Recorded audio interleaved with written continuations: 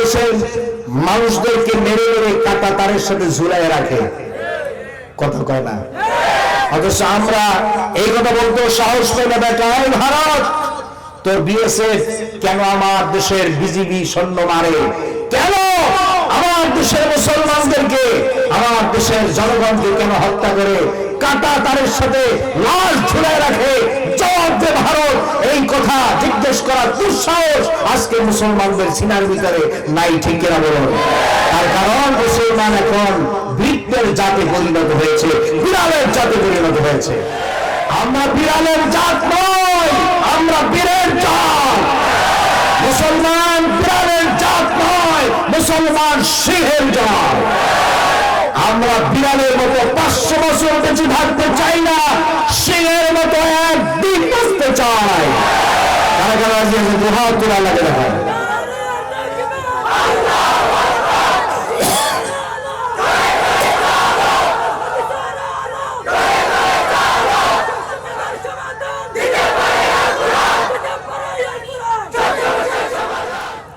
এই জমিনটা কার?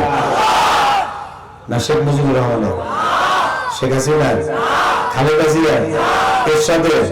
জমিনটা কার? আইন চলবে কার? এই বাংলার জমিন আল্লাহর কোরআনের আইন প্রতিষ্ঠা করার জন্য আপনাকে যুদ্ধ করতে হবে, জিহাদ করতে হবে, লড়াই করতে হবে। রাজি আছে? আল্লাহ তাআলা বলেন قاتلوه حتى لا تكون فتنة ويكون الدين كله لله। লড়াই করো, সংগ্রাম করো সেই পর্যন্ত না যতক্ষণ পর্যন্ত কোরআনের আইন, কোরআনের রাজ প্রতিষ্ঠা না হয়। বঙ্গভবন, গণভবন, সংসদ, সেক্রেটারিয়েট, পার্লামেন্ট যতক্ষণ পর্যন্ত কোরআনের আইন দিয়ে পরিচালিত না হয় ততক্ষণ পর্যন্ত লড়াই চালিয়ে যাও। এই হুকুম কার? আল্লাহ তাআলার হুকুম। লড়াই চালিয়ে যাও, বন্ধ করা যাবে না। হাত্তা ইয়াতিনাল ইয়াকিন, ইয়াকিন মৃত্যু আসার আগ মুহূর্ত পর্যন্ত লড়াই চালিয়ে যাও। সুবহানাল্লাহ বলেন। যদি সংগ্রাম না করো, যদি লড়াই না করো, তাহলে তোমার পরিস্থিতি কি হবে? আল্লাহ তাআলা বলেন ইল্লা তাফআলুহু তাকুন ফিতনাতুন ফিল আরদি ওয়া ফাসাদুন কাবীর। যদি লড়াই না করো, যদি সংগ্রাম না করো, তাহলে এমন ফিতনা, ফাসাদ তোমাদের মাথার উপর চাপিয়ে দেওয়া হবে, হুঁশ হারিয়ে যাবে, হুঁশ হারিয়ে যাবে। আর ওই যে কি বলে, মামলার জবাব দিতে দিতে তোমার অবস্থা কাহিল হয়ে যাবে। আদালতের বারান্দায় হাঁটতে হাঁটতে তোমার পায়ের তলার জুতা ক্ষয় হয়ে যাবে। আল্লাহ তাআলা বলছেন যে ইল্লা তাফআলুহু তাকুন ফিতনাতুন ফিল আরদি ওয়া ফাসাদুন কাবীর।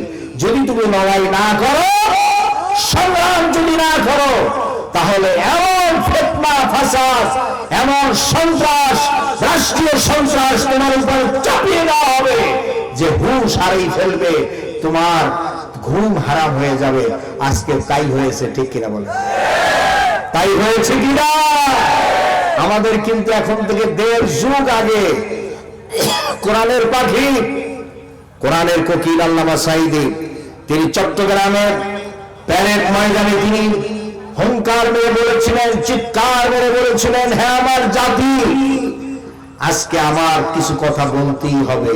তিনি বলেছিলেন না যে আমাকে কিছু কথা বলতেই হবে? তিনি বলেছিলেন যে আমি দেখতে পাচ্ছি বাংলাদেশের ভাগ্য আকাশের উত্তর গগনে কালো মেঘ জমেছে, এক অমাবস্যার কালো গাঢ় রাত এই দেশে আসতে পারে, একটা কালবৈশাখী ঝড়ের পূর্বাভাস লক্ষ্য করছি। তিনি বলেছিলেন কিনা বলেন যে একটা কালবৈশাখী ঝড়ের পূর্বাভাস লক্ষ্য করছি। যদি সক্ষম ভাবে মোকাবেলা করতে ব্যর্থ হন, তাহলে সেই সেই অমাবস্যার কালো গাঢ় রাতের সাথে কখন হবে বা আদৌ হবে কিনা আমি জানি না। তিনি বলেছিলেন কিনা বলুন?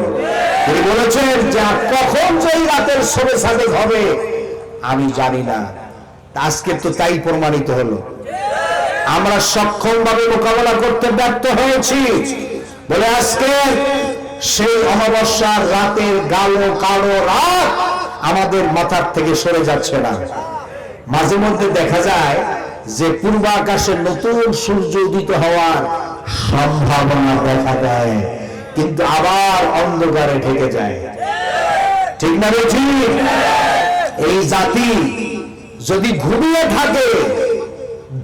থাকে সজাগ মানুষ, আপনারা যদি ঘুমের ভান ধরে ঘুমিয়ে থাকেন তাহলে পূর্ব আকাশে নতুন সূর্য আর উদিত হবে না। আপনাদেরকে জেগে উঠতে হবে। কি উঠতে হবে? জেগে উঠতে হবে।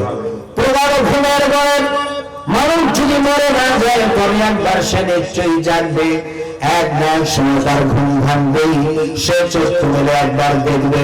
তবে এটাতে সত্য যে কারো ঘুম ভাঙাতে সব কিছু হয় যথেষ্ট, আবার কারোর জন্য প্রয়োজন হয় উচ্চ স্বরে ডাকবার অথবা ধাক্কা মেরে উঠবার। কিন্তু এমন তো কখনোই হয় না যে আকাশ পাতাল বিভিন্ন হবে, ধরনের পালট হয়ে যাবে, সরাসরি শব্দের সাইকেল আসবে, কিন্তু ঘুমন্তের ঘুম ভাঙবে না, চক্ষু মেলে দেখবে না। এমন তো কখনোই হয় না। সৃষ্টির সেরা মানুষ যেন আর মরণ ঘুমে আর না ঘুমায়। বলেন আমিন। বলেন আমিন। হে মানুষ, ঘুম থেকে জেগে উঠুন। হে মুসলমানের সন্তানেরা, ঘুম থেকে জেগে উঠুন। পূর্ব আকাশে নতুন সূর্য উদিত হওয়ার সম্ভাবনা দেখা দিয়েছে। উঠুন, ঘুম থেকে উঠুন, ওযু করেন। আপনি কোরআনে কারীম হাতে নেন। কি নিতে হবে? কোরআন হাতে নিন। অন্ধ হলেও চোখ খুলবে, বোবা হলেও মুখ খুলবে, দুর্বলের হাতে আসবে বাঘের বল। আমরা বিড়ালের জাত নয়, আমরা বীরের জাত। মুসলমান বিড়ালের জাত নয়, মুসলমান সিংহের জাত। আমরা বিড়ালের মতো 500 বছর বেঁচে থাকতে চাই না, সিংহের মতো একদিন বাঁচতে চাই। কারা কারা রাজি আছে? দুহাত তুলে আল্লাহকে দেখান।